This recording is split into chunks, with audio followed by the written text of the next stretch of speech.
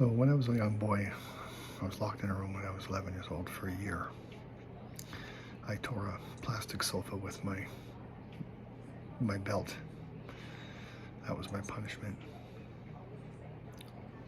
She torn up all my Archie comics and all my Betty and Veronica comics and my Jughead comics. And I was left with Shakespeare, complete works, Geoffrey Chaucer, Canterbury Tales, stuff like that. And of course this, Shakespeare Sonnets.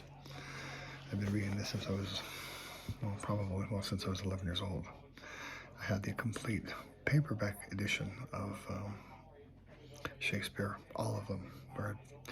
The only two I have left now is Midsummer Night's Dream, blah, blah, blah.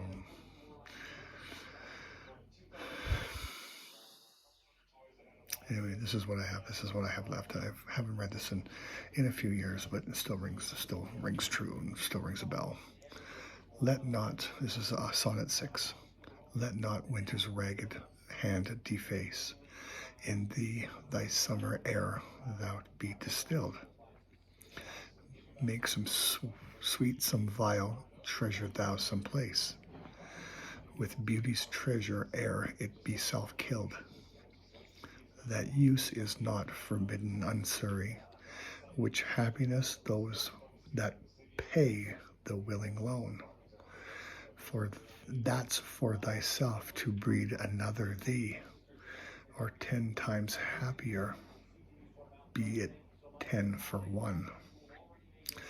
10 times thyself were happier than thou art, if 10 of thine 10 times refigured thee.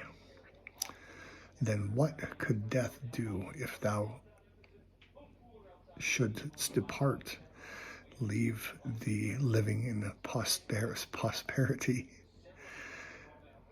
Be not self-willed, for thou art much too fair to be death's conquest, and make worms thy heir.